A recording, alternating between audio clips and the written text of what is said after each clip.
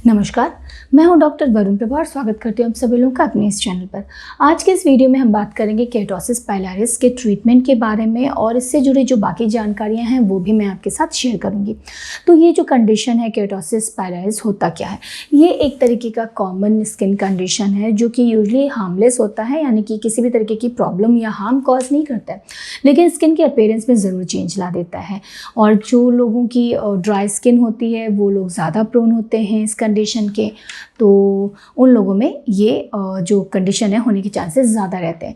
इसमें होता क्या है, इसका अपीयरेंस कैसा होता है, इसके क्या लक्षण होते हैं, क्यों होता है, किन कारणों से हो सकता है, इसका ट्रीटमेंट एंड मैनेजमेंट हम कैसे कर सकते हैं, आज की इस वीडियो में हम यही सारी बातें डिस्कस करेंगे।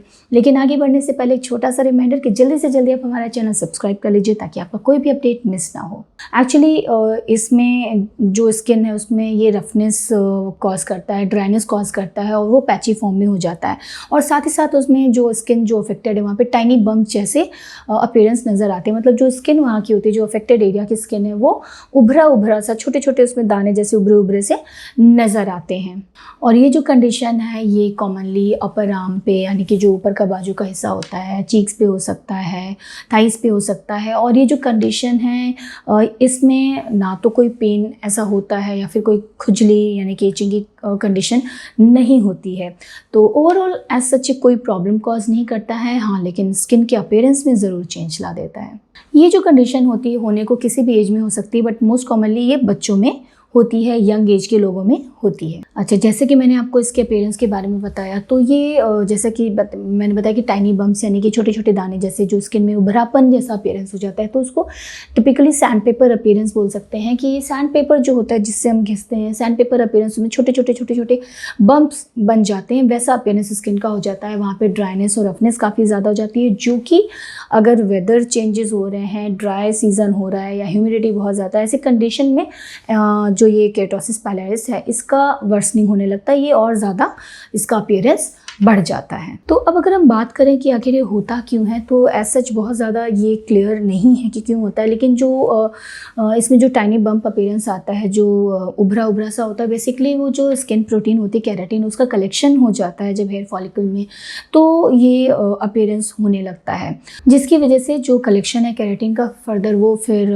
हेयर फॉलिकल को भी जो हेयर फॉलिकल होता है उसको क्लॉग कर देता है। तो उसकी वजह से फिर वहाँ पे ड्राइनेस और पैचीनेस होने लगता है, और वो धीरे धीरे जब कलेक्शन बढ़ता है तो वहाँ पे बम्पी जो टाइनी बम्प अपीयरेंस होता है वो भी स्किन पे नज़र आने लगता है।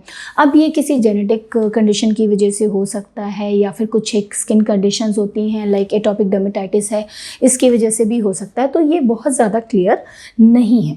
तो अब अगर हम इसके बारे में बात करें कि इसके अगर हम डायग्नोसिस और ट्रीटमेंट के बारे में बात करें, तो जैसा कि मैंने पहले बताया कि ये बहुत ज़्यादा हार्मफुल नहीं है, एक्चुअली बिल्कुल भी हार्मफुल नहीं है, कोई ऐसा प्रॉब्लम क्रिएट नहीं करता है। लेकिन अगर आप कंसर्न है स्किन के अपीयरेंस को लेकर और आपको ऐसा कुछ लक्षण, ऐसा कोई अपीयरेंस अपने बॉडी पार्ट में नज़र आ रहा है, या फिर आपके अपने किसी बच्चे पे या फिर अपने जानने वाले पे किसी बॉडी पे ऐसा नज़र आ रहा है, तो डेफिनेटली आपको अपने डॉक्टर से कंसल्ट करना चाहिए, आपको डर्मेटोलॉजिस्ट से कंसल्ट करना चाहिए, सो दैट वो रिक्वायर्ड एडवाइस जो है रिलेटेड आपकी कंडीशन से वो आपको दे सकें।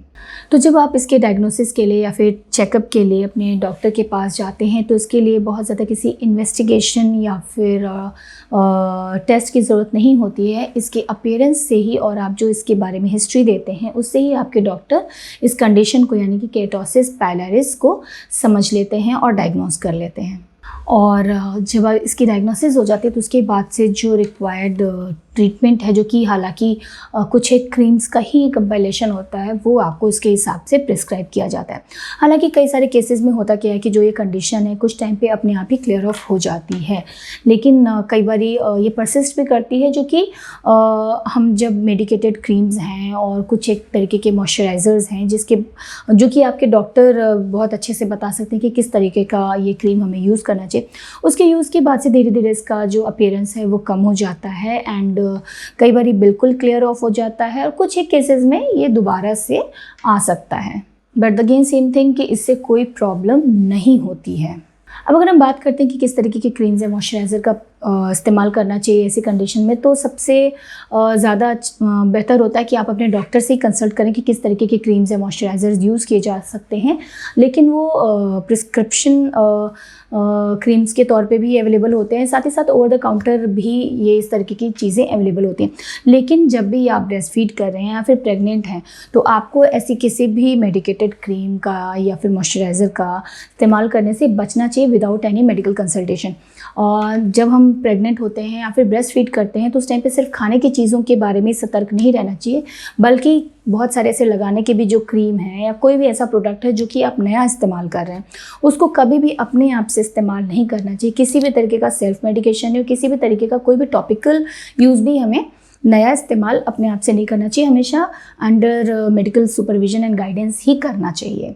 तो इसमें सबसे ज़्यादा जो बेनिफिशियल क्रीम्स होते हैं, एक तो होता है कि जो डेड स्किन को रिमूव कर सकें, और दूसरा होता है कि जो क्लॉग्ड आपके पोर्स हैं उनको ये क्लियर ऑफ कर सकें। तो जो कुछ एक क्रीम्स हैं जो कि जो डेड स्किन रिमूव करने में मदद करती हैं, जैसे कि लैक्टिक एसिड उसमें हो या फिर सैलिसिलिक एसिड हो, अल्फा हाइड्रोक्सी एसिड हो, ऐसे जो क्रीम्स जिसमें ये सारे चीज़ें होती हैं वो आपका डेड स्किन रिमूव करने में मदद करती है, साथ ही साथ आपके स्किन को अच्छे से मॉइस्चराइज भी करती हैं।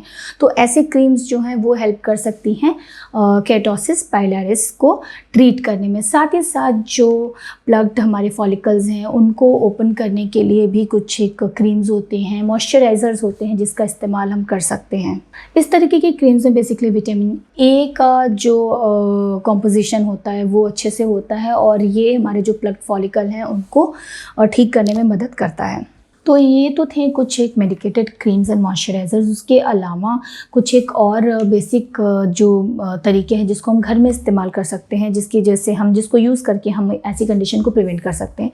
तो वो कौन कौन से तरीके हैं जिससे हम मैनेज कर सकते हैं केटोसिस पाइलरिस को, उसके बारे में हम बात करते हैं। तो जैसा कि मैंने पहले ही बताया था कि ये जो कंडीशन होती है ड्राई स्किन जिनके होती है वो लोग ज़्यादा इस चीज़ के प्रोन होते हैं। तो कोशिश करें गर्म पानी से, जब आपका जो बेदिंग टाइम है वहाँ पे गर्म पानी का इस्तेमाल कम से कम करें, और बेदिंग टाइम जो होता है, शावर टाइम जो होता है, उसको भी आप कम करें, क्योंकि ये जो सारी चीज़ें होती हैं स्किन में फर्दर ड्राइनेस करती हैं और हमें बचाना होता है कि स्किन ज़्यादा ड्राई ना हो। अच्छा, अच्छे मॉइस्चराइज़र का, स्पेशली जो थिक मॉइस्चराइज़र्स होते हैं जो आप नॉर्मली यूज़ करते हैं, उसका आप अच्छे से इस्तेमाल कर सकते हैं।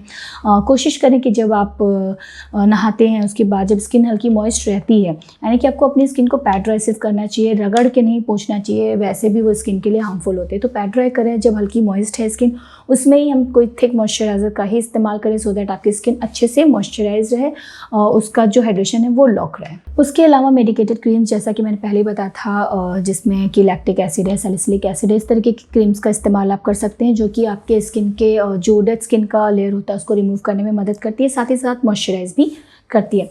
उसके अलावा कोशिश करें कि हम जितना हो सकता है जेंटल रहें अपने स्किन के टूवर्ड्स।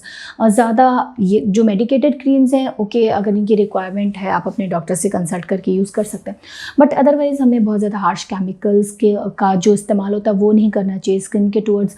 जैसे कई लोगों की आदत होती है बहुत रगड़ के पोंछते हैं या बहुत हार्श स्क्रबिंग करते हैं, ये सारी चीज़ें करने से हमें बचना चाहिए। वैसे भी हमारी स्किन की ओवरऑल हेल्थ के लिए ख़राब होता है। स्क्रबिंग के लिए आप हार्श स्क्रबर के बजाय आप घर में जो हमारे किचन में बेसन होता है आप उसको यूज़ कर सकते हैं, वो प्रॉब्लमेटिक भी नहीं होता है और अच्छे से वो एक्सफोलिएट भी करता है। और हर चीज़ का इस्तेमाल डेफिनेटली, लेकिन हमें कम उसमें करना चाहिए, ज़्यादा नहीं किसी भी चीज़ की करनी चाहिए। तो हार्शली नहीं यूज़ करें, जेंटल रहें अपने स्किन के टूवर्ड्स और केमिकल फ्री चीज़ों का इस्तेमाल करने की कोशिश करें। साथ ही साथ अगर बहुत ज़्यादा स्किन में ड्राइनेस होती है तो जहाँ पे आप रहते हैं वहाँ पे आप ह्यूमिडिफायर का इस्तेमाल कर सकते हैं। उसके अलावा कोशिश करें कि टाइट कपड़ों का इस्तेमाल ना करें, ढीले कपड़े पहने और सिंथेटिक फैब्रिक पहनने से बचें। तो ये सारी चीज़ें अगर हम फॉलो करते हैं तो जो ये केटोसिस पाइलरिस की प्रॉब्लम है ये नहीं होती है, और इसके इस तरीके से अगर हम करते हैं तो इसके मैनेज करने में आसानी रहती है। तो मैं उम्मीद करती हूँ कि जो आज का हमारा वीडियो है ये आपके लिए ज़रूर फ़ायदेमंद साबित होगा। उसके अलावा भी अगर आपके मन में कोई सुझाव है या फिर आप और भी कुछ जानना चाहते हो तो कमेंट बॉक्स में जाके हमें ज़रूर पूछें। मिलते हैं अपने अगले वीडियो में। धन्यवाद।